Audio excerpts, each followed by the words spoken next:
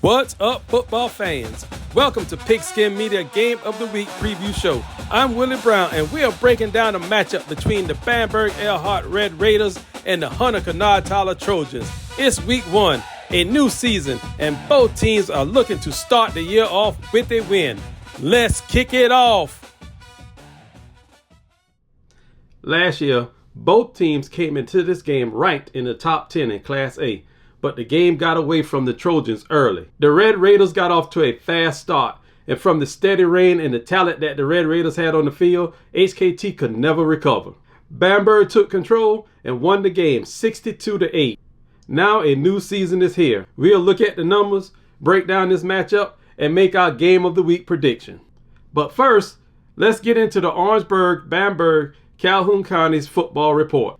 The biggest stories of the week. It is week 1 of South Carolina high school football for the 2026-27 season. Bamberg-Ehrhardt start their title defense. The Red Raiders went 15-0 last season, capping their season off with a victory over Lamar in the championship game 35-21. Now the question is simple. Can the Red Raiders repeat? The road to the championship starts this week.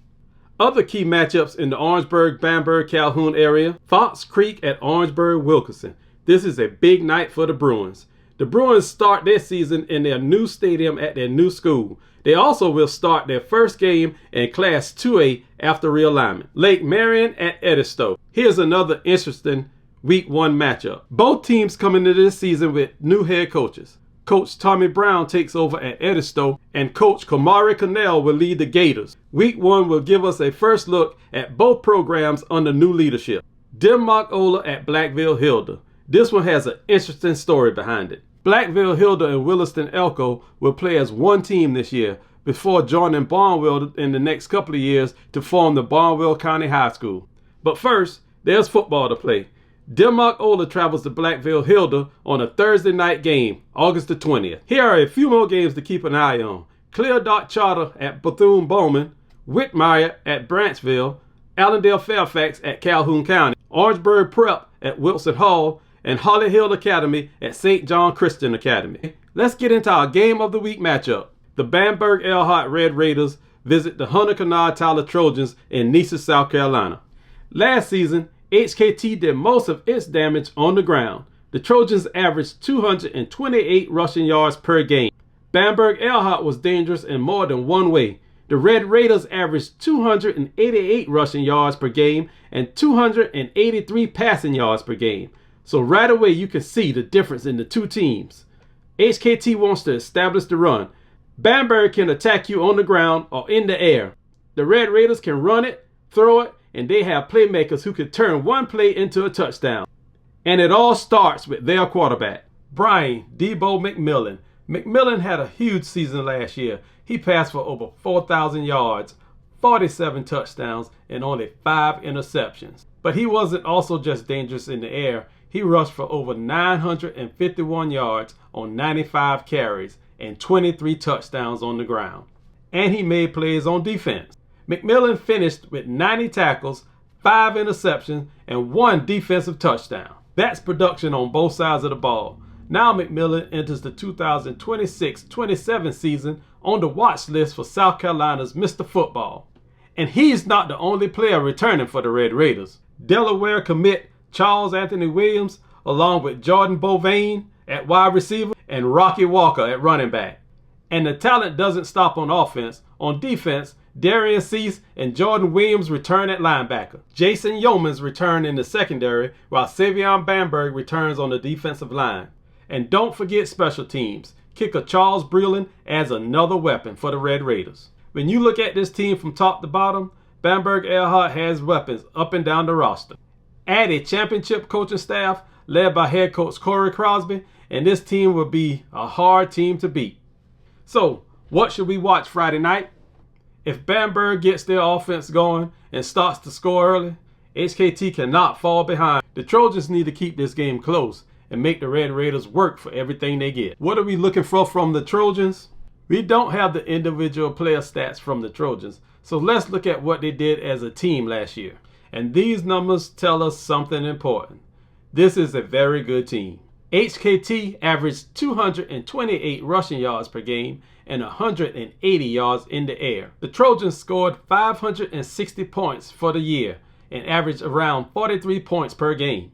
They finished the season with 48 rushing touchdowns and 32 passing touchdowns. Those numbers show you that HKT could put points on the board.